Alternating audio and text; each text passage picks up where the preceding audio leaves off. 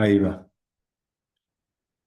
Bueno, chicos, mientras va ingresando el resto, si les parece, la clase pasada nosotros estuvimos distinguiendo, aún dentro de la incertidumbre, que el deporte como concepto ha cambiado muchísimo y ha cambiado muchísimo porque la sociedad le empezó a dar una serie de reconocimientos, no solo desde el punto de vista competitivo. Recordemos que en los Juegos Olímpicos antiguos, quienes ganaban los Juegos Olímpicos estaban condenados el primero del evento, supongamos en aquellos que eran de la Palest, por ejemplo, estaban condenados a la muerte y la muerte era como un reconocimiento hacia los dioses. Por tanto, bueno, y eso no es que tampoco hay que irse 50.000 años atrás, simplemente 2000 y tantos años atrás nos damos cuenta que ya teníamos una visión completamente diferente. Que la sociedad le haya dado diferentes interpretaciones a la actividad deportiva no significa solamente eso, que la cultura ha cambiado, sino también que dentro de cada uno de los aspectos de la vida se le ha podido dar una referencia inevitable, por lo cual incluso es hoy filosofía para muchas personas. Nos es difícil, por ejemplo, hoy pensar, ayer debatíamos también justo este ejemplo en otra asignatura, de distinguir deportes que nos están alejados como el ajedrez y todavía está el debate o lo polifuncional de decir, che, ¿es un deporte o no es un deporte? ¿No? Uno dice, bueno, están sentados y ahí se debate el problema más importante que tiene la educación física actual, que es verdaderamente su objeto de estudio. ¿Qué representa la corporeidad del sujeto y qué representa el cuerpo del sujeto al momento en que uno aprende? ¿Cuál es entonces nuestra identificación por la cual podríamos incluir o se puede incluir a la actividad de ajedrez, por ejemplo, con sus características específicas, con sus reglamentaciones, con sus formas competitivas, como una actividad deportiva similar a cualquier otra, como la puede ser la del lanzamiento de la bala, como la puede ser la del mariposa, como la puede ser la del triatlón o cualquier otra en la cual hay evidentemente un desplazamiento? Hay una clasificación bastante extensa, ustedes la leyeron, y hay una tipología extensa también en torno a cuáles son y cómo debe llamarse el deporte o los diferentes tipos de deporte.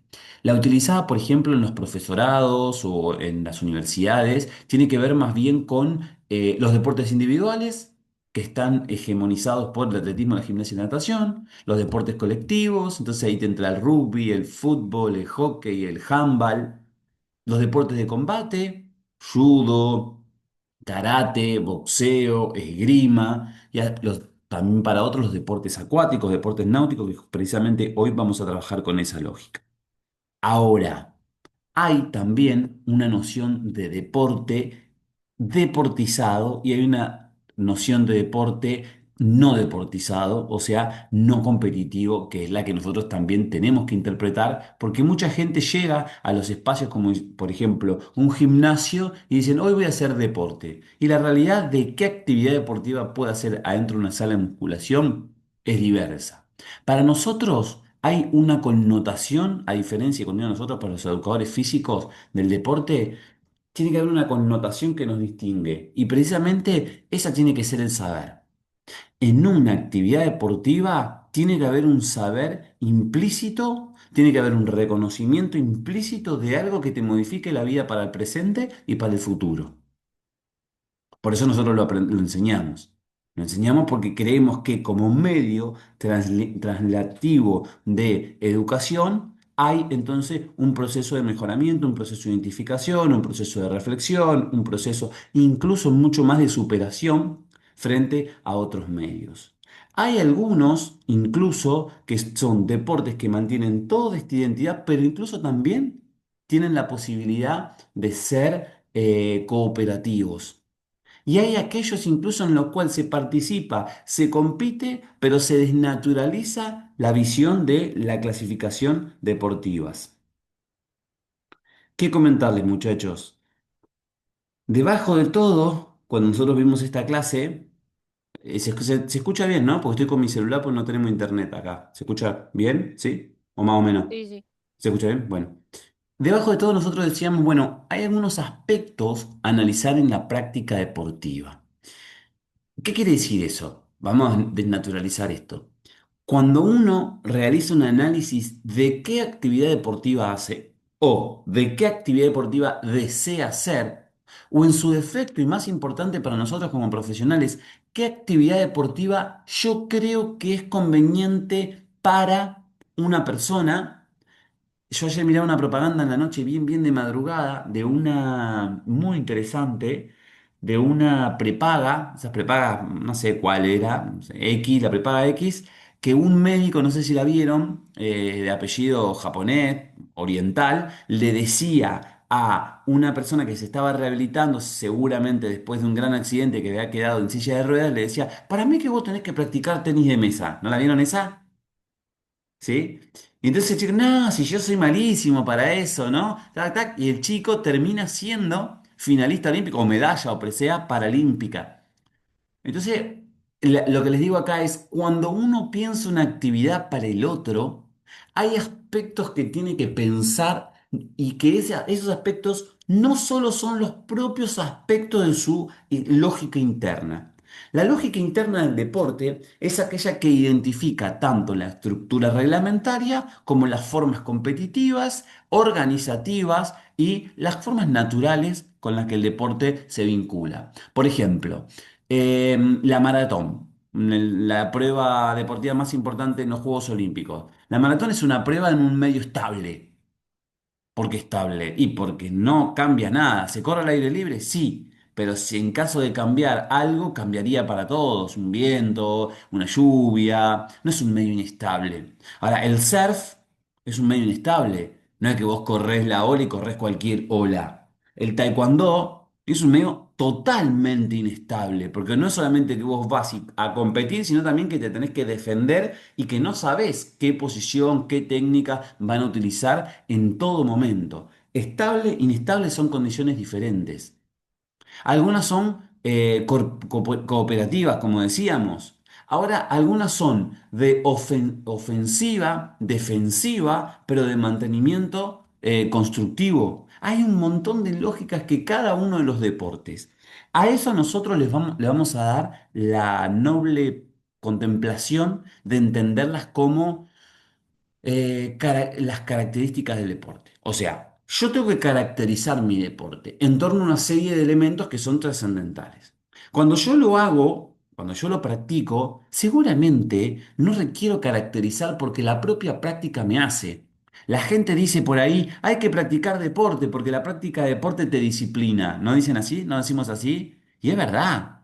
O sea, un pibe, una piba que desde chiquito practica deporte es una persona que sabe de límites, es una persona que sabe de esfuerzos, porque por más que sea un deporte, que sean un montón ante una cancha, vos tenés que aportar algo y eso que tenés que aportar en el momento en que te toca aportarlo tiene que ser preciso. Es una persona que sabe de tiempos, que sabe que si llega tarde no juega o no participa, que sabe que si no se esfuerza, por ejemplo, al 100% de lo que requiere, no pasa a la semifinal o a la final. Es una persona que te moldea en un ámbito, aunque de competitividad, podríamos llamarlo loable, benevolente, porque es algo que en la sociedad también te ayuda estar de esa parte. Entonces, uno no necesita caracterizarla.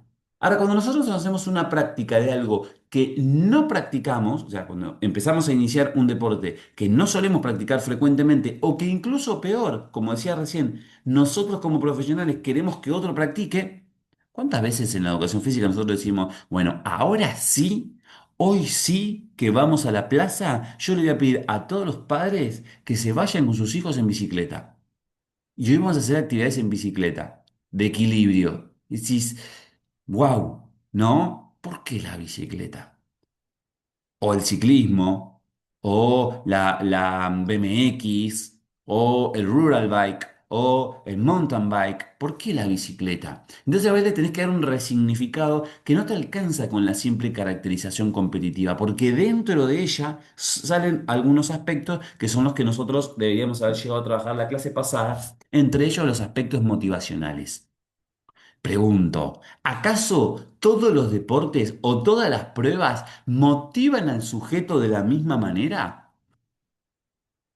Porque es entendible que cuando nosotros llegamos, a mí me pasa, no sé si ustedes están haciendo sus prácticas, pero ya lo van a ver, o lo vivieron también como educando, vos vas a la clase de educación física y el chico antes que llegues te pregunta, ¿trajiste la pelota? ¿No? O sea, indudablemente hay algo que les motiva. Hay una motivación intrínseca que tiene que ver con el deporte popular, con el deporte hegemónico, con la cultura del parecer, con la relación con la naturaleza compleja que es el televisor o los fines de semana en la cancha o el querer ser. Ahora, ese aspecto motivacional puede ser el trampolín para la generación de una excelente clase o puede ser el mantenimiento de algo motivacional que seguramente, como todo hecho trascendental, va a aumentar cuando lo generás y en un momento va a decaer. Y vas a tener un montón de personas en el minuto 50 de la clase, donde ya deberías estar haciendo otra cosa, que están caminando por la cancha o por el patio. ¿Mm? El trampolín motivacional es cuando sí, traje la pelota, pero ¿sabés lo que vamos a hacer? Vamos a hacer jueguitos y vamos a caminar por encima de una viga. Vamos a hacer, viste que vos haces el jueguito de Coca-Cola, pero lo vamos a hacer en bicicleta, andando en bicicleta. La motivación no solo que está lo que quieren que esté, sino también que está lo otro que vos querés que sea vínculo emanente de un aprendizaje, perdón, significativo. El hecho motivacional tiene que ser trascendental. En una planificación de la educación física tiene que haber una palabra que diga formas y maneras de motivar. O que aparezca la palabra motivación y cinco cuadraditos. Y vos del 1 al 5 tildás qué tan motivante aspirás a que sea esa clase. Ojo, ojo, hay momentos donde hay que ponerse firmes.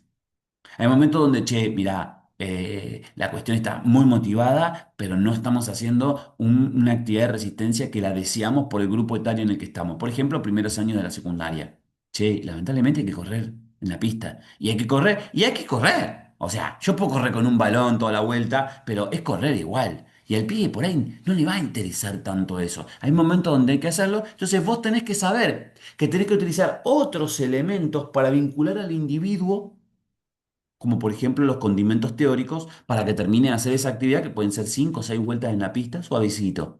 Y ahí por ahí vos te tenés que poner en corte fisiólogo y decirle, muchachos, su corazoncito es esto, miren, este es un corazoncito de usted. Para que este corazón sea el corazón deseado por el lineamiento curricular y demás, usted tiene que hacer estas actividades. Y miren cuáles son las transformaciones y le mostrás, ¿no? Mira, un corazón rígido, un corazón fuerte, un corazón robusto, un corazón con un ventrículo izquierdo poderoso. Y también le contás, che, este corazón aguanta estas cosas. Aguanta un impacto, aguanta un exputor de estrés, aguanta un esfuerzo sostenido, aguanta. Entonces, ah, mira, yo también quiero tener esto. Yo no quiero caer de palma un día si me da un estrés. Entonces, el chico se vincula desde otro lado que no es precisamente lo meramente motivacional. Hay aspectos a analizar en las prácticas deportivas denominadas ambientales. A ver, miren, yo empecé a estudiar educación física, chicos. ¿No se conocen Mar del Plata? Sí, bueno, Mar del Plata, en la costa, bueno, acá tenemos gente de Pinamar, ¿no? Pero en la costa está el provincial, el casino de Mar del Plata. Para los que lo conocen, a nada más y nada menos del tercer piso, bajás las escaleras y haces 30 metros, no 150 metros, no 500 metros, es 30 metros caminando y está la playa. O sea, la arena. O sea, el agua salada. O sea, el mar. Hay olas. Yo no terminé ahí, después me terminé yendo, pero todos mis compañeros que todavía me sigo reuniendo siempre les pregunto lo mismo a cada uno. Chicos, ¿alguna vez fueron a la playa? Nunca fueron a hacer una actividad ni de recreación, ni de surf, ni de deporte acuático, ni de deportes náuticos. Jamás pisaron la playa.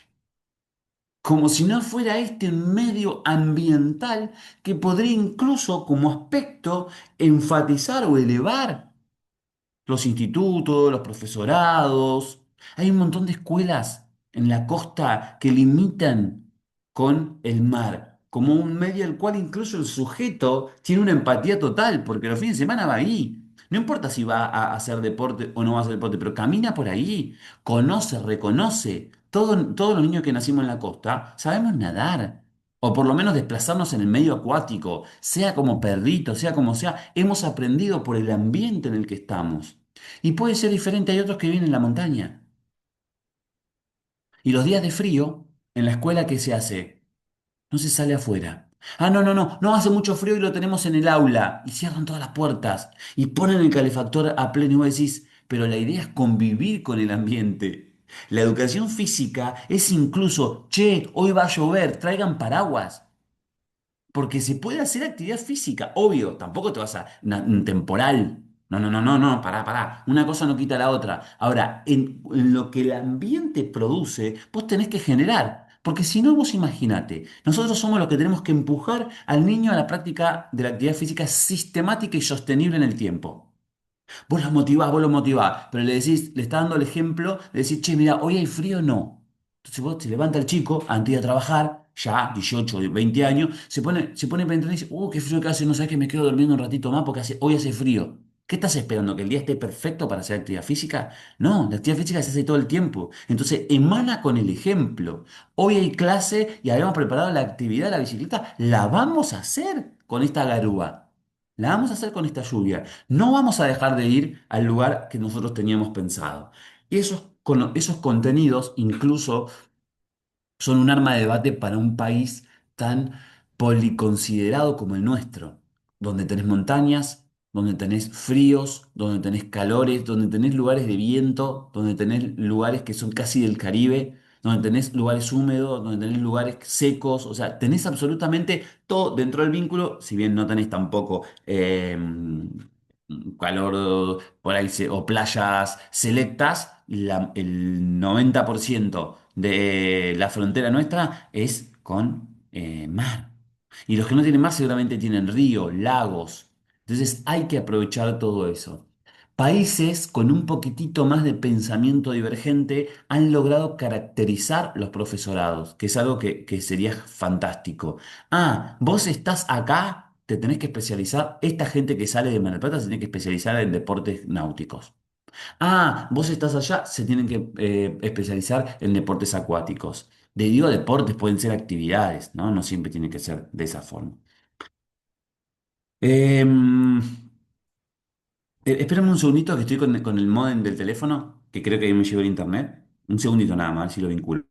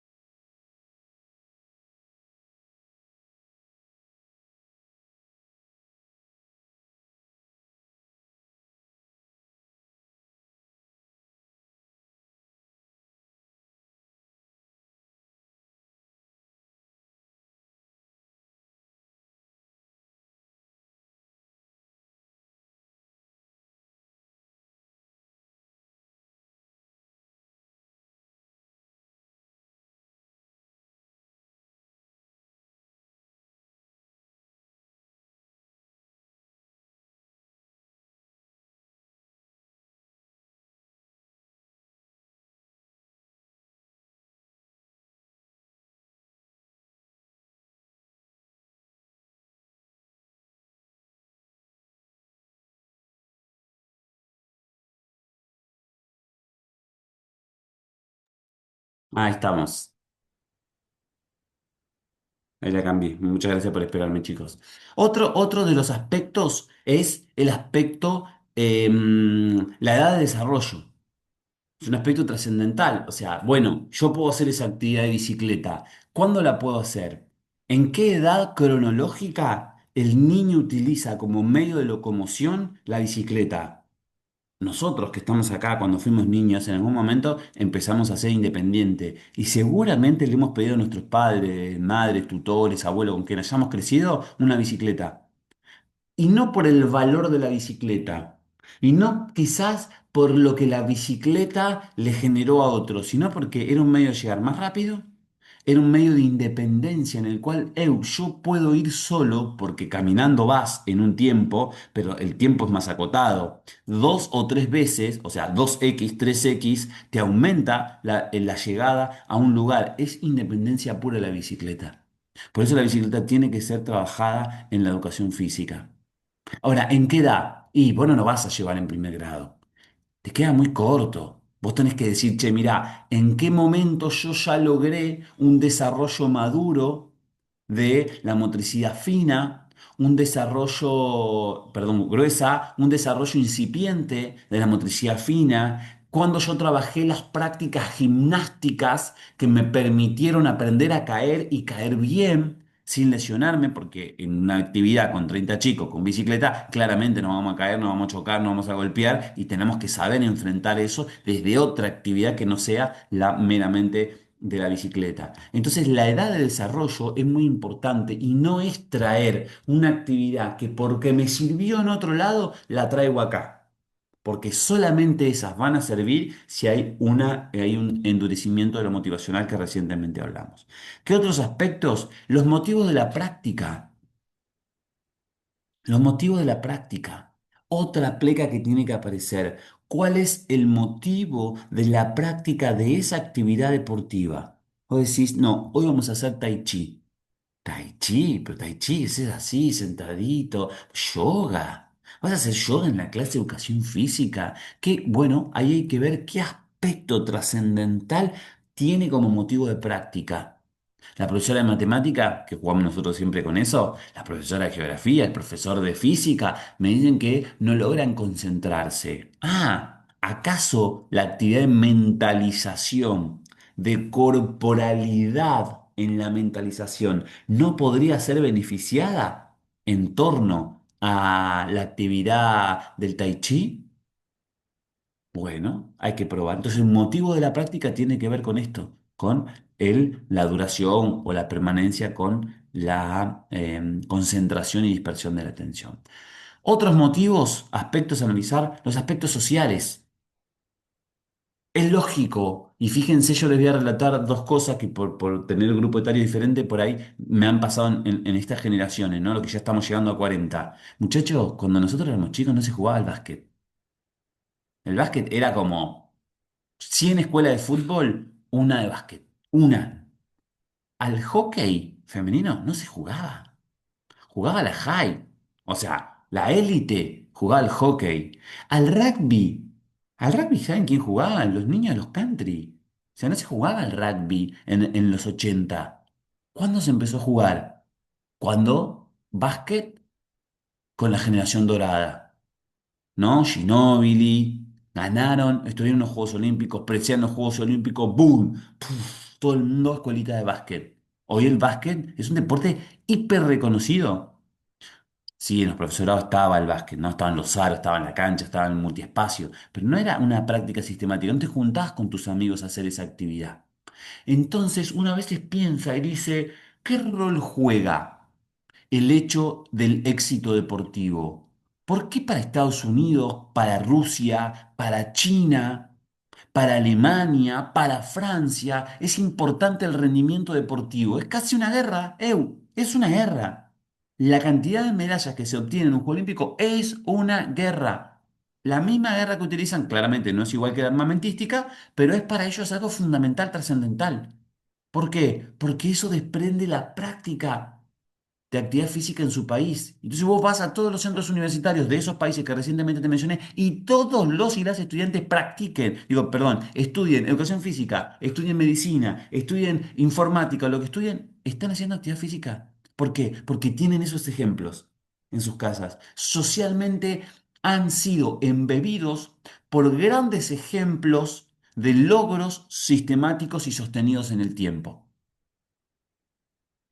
Nosotros los tenemos, pero tenemos con el fútbol, con esos deportes que recientemente mencioné. Imagínense, no sé si se acuerdan ustedes, pero hubo dos o tres nadadores de excelencia en Argentina que llegaron a los Juegos Olímpicos, no fueron medallistas claramente, ¿no? Hay figuras de deportistas como Meolans, por ejemplo, que ha hecho que la gente empiece a practicar. Un ejemplo, un sujeto que se destaca en el mundo es una nueva escuelita deportiva que surge. Entonces, ¿cómo no podemos nosotros entender cuando damos a asumir un criterio que también esté el aspecto social? Y por último, y digo, quizás más importante analizar, que trastoca toda una era que nos toca vivir a nosotros y nosotras ahora, el tema del género. el tema del género. Los deportes, los reglamentos deportivos se están cambiando. Por ejemplo, el atletismo, la World Athletic, no se animó, no se anima, y dudo que durante estos últimos años se animará a intercambiar deportivamente con personas trans. Pero, pero, le está dando paso a la cultura mixta, que no es poco para una federación tan hegemónica, tan longeva en el tiempo y tan distante por ser un deporte individual de la globalidad. Hoy en los Juegos Olímpicos, hoy en una final mundial, tenés los relevos mixtos, o sea, dos varones y dos mujeres. Tenés el cross mixto, o sea, tres varones y tres mujeres. Y eso no existía. Por tanto, el tema de la interpretación y el rendimiento situado a los géneros es algo que trastoca a los federativos, a los que trabajan en la institución, si se quiere, como un aspecto a considerar y analizar. Y por qué no nosotros, si ellos lo están haciendo en el rendimiento, nosotros en nuestras prácticas deportivas. El juego de ser, ¿no? La necesidad de ser. Hay deportes ya incluso, actividades deportivas, en federaciones no siempre internacionales, que han decidido, por ejemplo, una nueva categoría o otros que han decidido una cultura que no sea biologicista en su interpretación, y las hay en contraposición, como las que recién he mencionado el atletismo, que incluso coquetean todo el tiempo con la cuestión química, sin importar incluso el sexo biológico genético, ¿no? O sea, hay María Mutola, por ejemplo, mujer con genitales, incluso que así lo establece el reglamento de mujer, pero por tener una gran cantidad de hormonas que se dicen masculinas, que no son masculinas para nada, son hormonas humanas, que un sexo lo tiene más que otro en su normalidad, no se la dejó competir durante tres campeonatos del mundo. Y fue súper invasivo. En epistemología vamos a ver el caso de ella y lo vamos a desmenuzar un poco mejor, ¿no? O sea, no alcanza siquiera para algunas federaciones el mantenimiento de lo biológico. Ya es tal el disparate de lo que, de la famosa equilibrio dinámico o componente democrático que no permite. ¿Ustedes pensaron, como decía la tarea, atendiendo a estos aspectos generales de la práctica deportiva, encontraron algún otro elemento que debamos analizar los educadores frente a la selección de un evento deportivo o un deporte, una práctica deportiva, frente a la visualización de algún evento?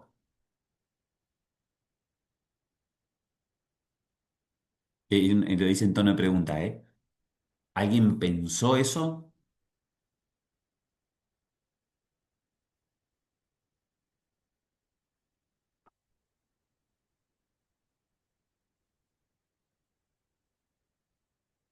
¿Qué otro aspecto es fundamental a analizar cuando hablamos de un deporte?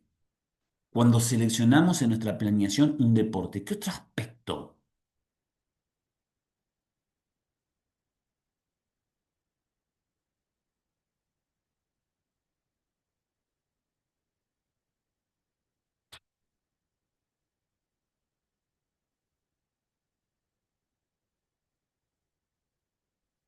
¿Mm?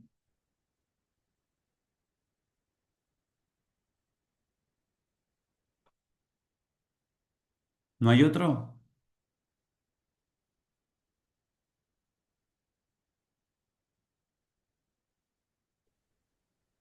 Es como que lo estamos todos pensando, profe, porque Mm. Porque, viste, si no, es como que utilizamos, bueno, hoy vamos a hacer básquet.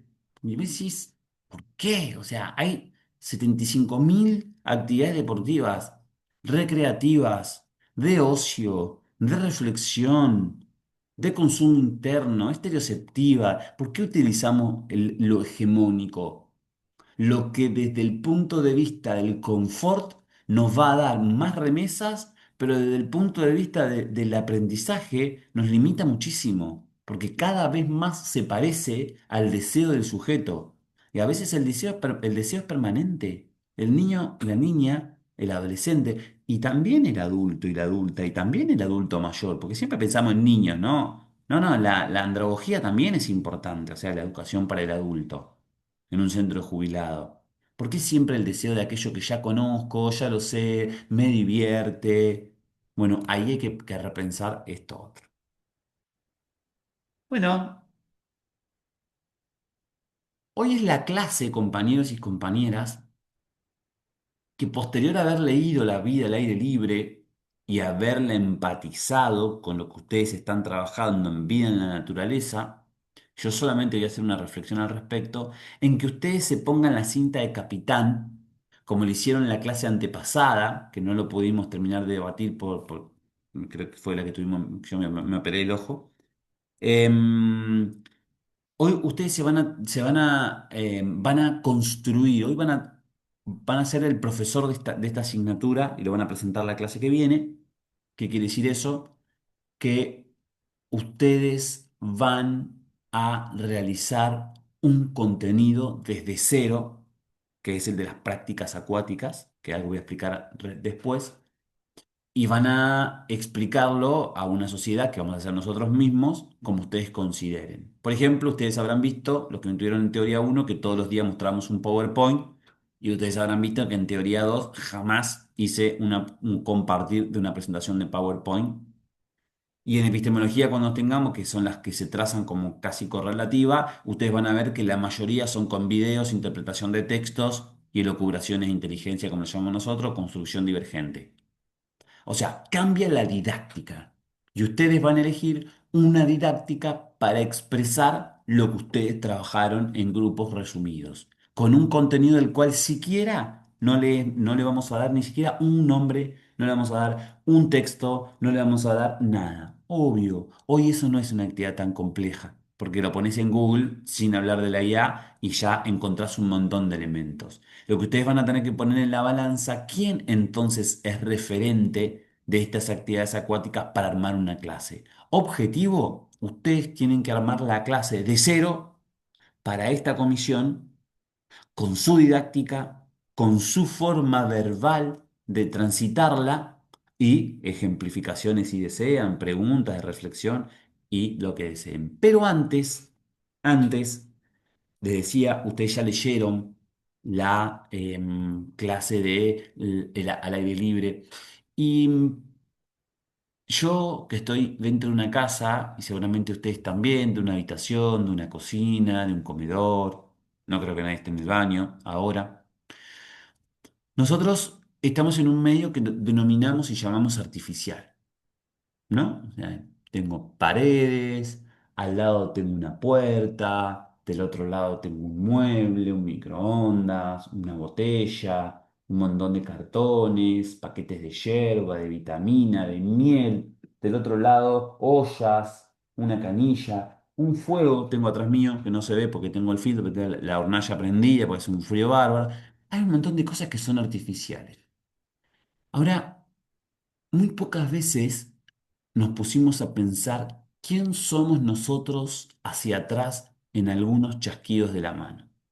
El primero connota 500 años. Hace 500 años nosotros vivíamos de esta misma manera, sin tanta tecnología, pero con un estandarte bastante similar a la realidad. Afuera de nuestras casas no había concreto, pero había adoquines. No había mayoritariamente autos a combustión, pero había atracción animal. Atracción, ¿no? Atraccionar, no atracción de atraernos. Existían también las plazas, los bancos, las monedas. Existía más o menos todo igual. En el segundo chasquido, 1000 años antes, no todas las sociedades vivían adentro de una casa y se relacionaban más directamente con qué, con el aire, con la naturaleza. Ahora, si yo vuelvo a girar mi cabeza completamente como acabo de hacer para todos lados, y las primeras cosas que dije es puerta. Ah, caray, la puerta es de madera. ¿Acaso la puerta no es naturaleza? Porque es una madera. Y la madera viene del árbol. Y el árbol es un hecho natural.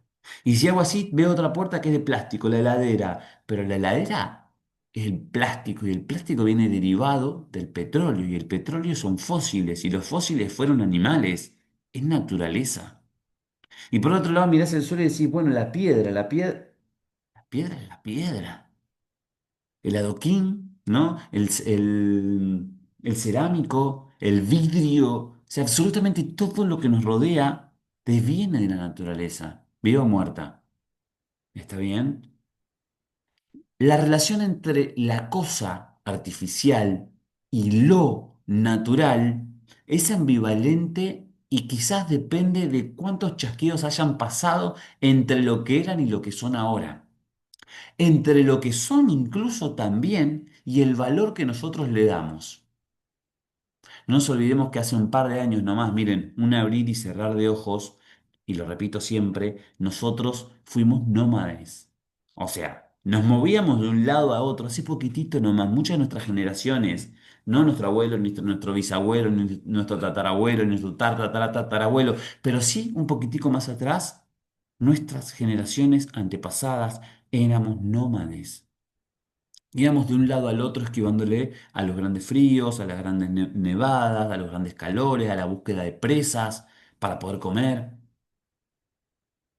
Y si te vas un poquitito más atrás, no éramos nómades. Achalay, pero vivíamos arriba de los árboles porque no sabíamos cazar. Y esperábamos a un momento y éramos carroñeros. Por eso tenemos colmillos.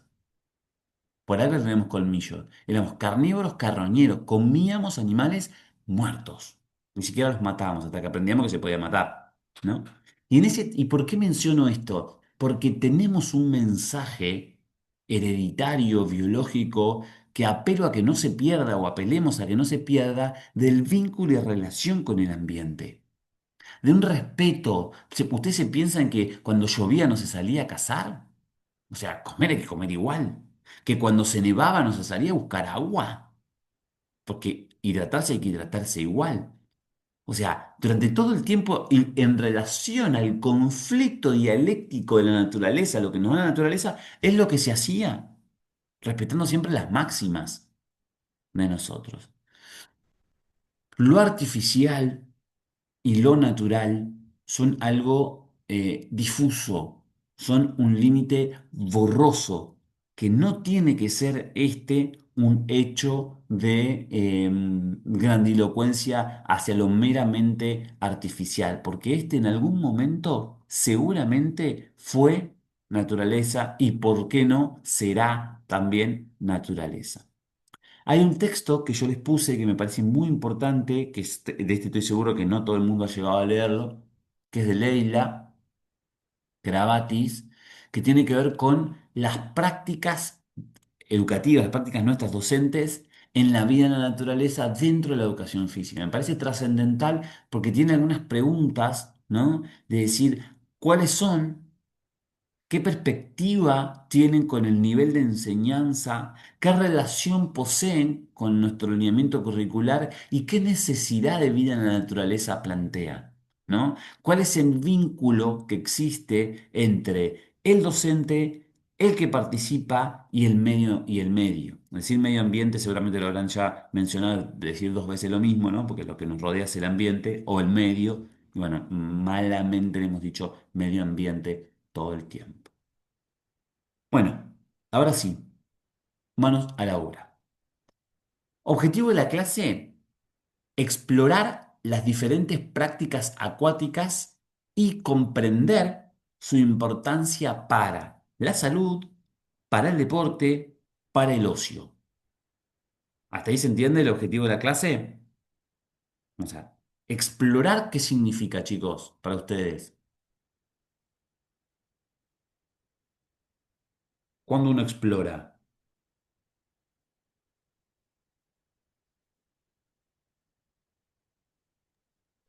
Cuando investiga, cuando profundiza sobre el tema también. Ajá. ¿Qué más? ¿Qué es explorar en la naturaleza, por ejemplo? Cuando te mueves por un camino desconocido, Ahí va. Me encantó, me encantó. Si vos vas a el Cerro Otto y te dicen, esta es la senda, decís, y estoy explorando el clima, el terreno, pero ya está la senda hecha, ¿no? Ahora, si vos lo enganchás del otro lado, donde no va nadie, si voy a subir el Cerro Otto y decís, por acá, diseño, selecciono, ejecuto, aprendo, controlo, eso es explorar. Exploré en la literatura. Si vos vas ¿cómo se llama? La biblioteca y siempre escoges un texto del mismo calafón, siempre te gusta la ciencia ficción, ciencia ficción, ciencia ficción, más que explorar, vas a aprender o a pasarla bien con una literatura de ficción.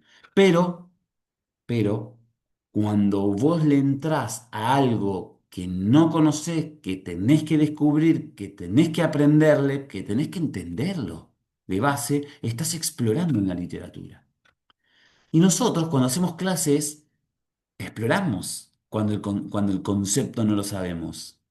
¿Y qué es lo primero que me parece importante a la hora de encontrar un texto? Y la verdad, prácticas acuáticas, me dijo el profe. ¿Qué es una práctica acuática? Definición, ¿no? Che, ya sé lo que es una práctica acuática. Ah, pero mira, hay prácticas acuáticas, hay prácticas de nado, hay prácticas náuticas que se realizan dentro de espacios de agua, pero sin la presencia del cuerpo debajo del agua. Ah, mira, hay un cambio. Bueno, buenísimo. Clasificación. ¿Cuáles son estas actividades? ¿Cómo se macroclasifican y cómo se microclasifican? Y así, che, ¿quiénes son los autores referentes? Porque yo estoy leyendo a Thomas Weller, pero ¿cuál es el autor que más se usa? Este. ¿Y cuáles son los autores más nacionales? Ah, los autores nacionales son estos. ¿Cuáles son las atracciones para poder dar este contenido y que a la gente le interese? Bueno, reflexiones, preguntas al público, entre otros. Eso es lo que ustedes van a hacer.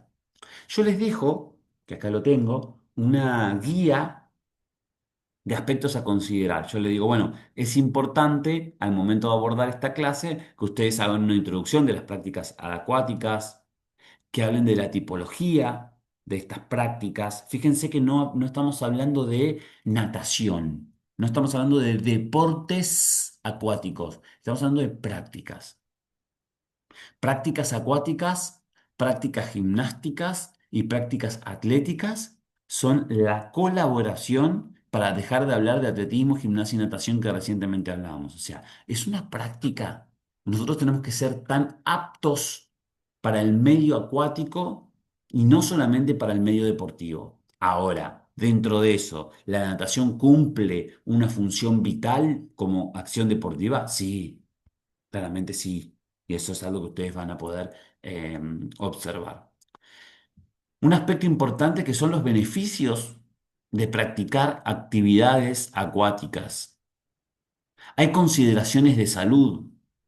Muchachos, si nosotros no sabemos como educadores prácticas acuáticas, si nosotros no sabemos salvamentos, en algún momento se nos va a escapar alguien y no vamos a saber qué hacer.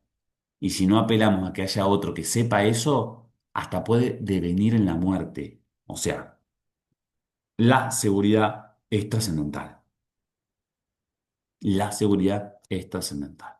Inclusión y adaptación a las prácticas acuáticas, que es muy interesante. Y les propongo, bueno, que utilicen de metodología, exposición teórica de los conceptos claves, demostración de prácticas de técnicas de, por ejemplo, natación y otras acuáticas, debate y discusión en la clase sobre los beneficios y desafíos de estas prácticas y si es posible, incluso que ustedes traigan la realización por parte de ustedes de alguna práctica acuática que puedan realizar durante la semana o que tengan videos haciendo, ¿no? Y decir, bueno, mira, en este momento de mi vida estaba haciendo esto, ya sea náutica, sea natación, sea acuática, sea surf, sea kayak, cualquiera. ¿Hasta acá se entiende?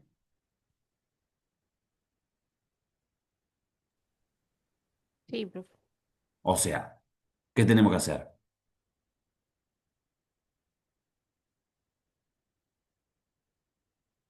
Desarrollar Explora una todo. clase desde cero. Eso Ujú. lo Ajá. Y esa clase la van a presentar la clase que viene y me la van a entregar a mí de forma teórica para que aparezca en las clases de esta comisión y permanezca así, hasta no sé si es que ustedes le sacan las aulas o no le sacan las aulas, pero esta comisión siempre va a tener sus contenidos, sus formas de interpretar. No hace falta que sea dentro de la plataforma, lo pueden hacer en un PDF y lo insertamos en un PDF, o lo hacemos en un PowerPoint y presentamos el PowerPoint, o en un Prezi o en un video que lo pueden grabar ya directamente y entregarlo. Por suerte, la clase que viene, hay clase porque es jueves, ¿no? Es uno de los pocos días que hay clase, así que el interés radical de la clase que viene va a ser escucharlos y ver cómo ustedes proponen esto. No puede faltar ninguno de los puntos que acá mencionamos, pero sí pueden aparecer otros de su creatividad. Nosotros ya tenemos 3 4 años gestionando esta clase y algo parecido hemos hecho hace 2, o sea que ya tenemos experiencia de estudiantes que han dicho, che, mira, esto es importante y lo trajeron a colación. Un aspecto que no aparece escrito, pero me parece importante que yo se los diga, tiene que ver con la capacidad de asombro, ¿no? Traten de buscar la capacidad de asombro, o sea, lograr decir cosas que al otro le impacten, que sean verídicas, ¿no? Que al otro le impacten y que eso entonces le genere deseo, necesidad de, che, yo quiero hacer eso, che, a mí me gusta esto, che, mirá, yo no conozco esto. Qué piola sería pararse arriba de una tabla con una quilla y que me lleve para un lado y me lleve para el otro. No vamos a tener más tiempo que una hora, porque también hay que dar otro contenido en la clase entrante, así que como máximo yo había postulado ser tres grupos, no sé qué opinan ustedes, si es mucho o poco. Tres grandes grupos,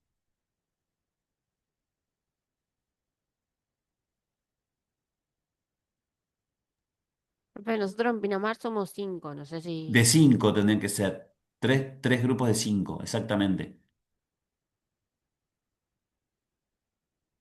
Ujú.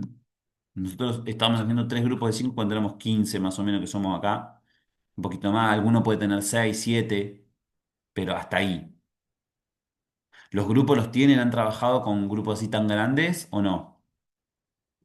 ¿Con cuántos trabajan ustedes, Iñaki, entonces? En general ¿Cuatro? son Y a de tres. cuatro como mucho, en general. Bueno, Lo podemos armar, si no. hagamos grupos de 4 a 6, 7 como mucho. ¿Les parece? ¿Entre 4 y 7? Sí, profe, buenísimo. Bueno. ¿Quieren que les arme las aulas y empiezan a trabajar desde acá? Si alguno igual lo quiere hacer por fuera, no hay problema. Pero si no les puedo habilitar el aula acá, ustedes lo empiezan a trabajar, hacemos el consumo de este horario y después, o sea, lo siguen trabajando. Es una actividad que más o menos requiere 4 horas, ya llevamos una hora, son las 5 horas semanales. Requiere otras 4 horas que las pueden gestionar igual siempre hemos hecho lo mismo, ¿no? Ustedes gestionan su tiempo como quieran, pero si arrancaran acá, para mí mucho mejor, o sea, no sé si dentro de la plataforma, pero ya. Porque después se dispersa y qué teníamos que hacer, uy, hay que hacer esto, cuál es la consigna. ¿No?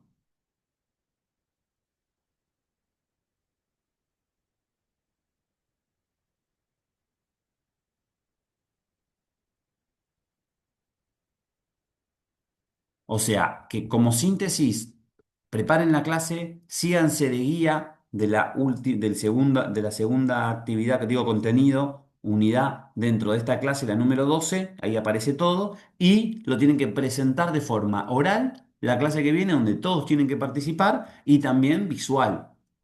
Puede ser visual durante la clase o puede ser visual diciendo, mira, nosotros lo vamos a prestar así como vos, profe, que no presentás ningún PowerPoint, pero te dejo acá el texto y lo ponen en Word o en PDF.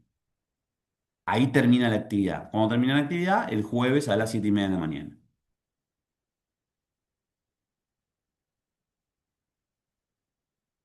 Bien. ¿Qué hacemos? ¿Quieren que les haga un aula o se encuentran ustedes por sus medios?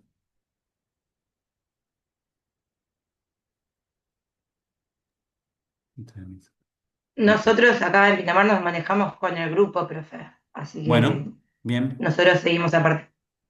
Bueno. El resto de los chicos que ya tienen los grupos, el grupo de Iñaki, el grupo de Marcos.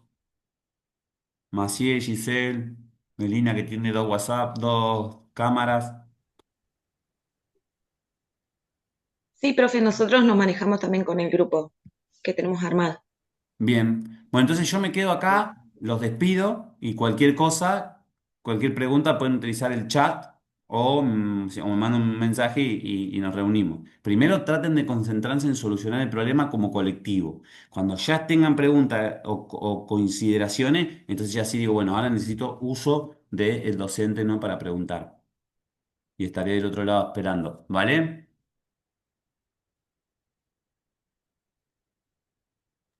Sí, profe. Bueno, un abrazo chicos, chau chau, que tengan Chao. buen jueves.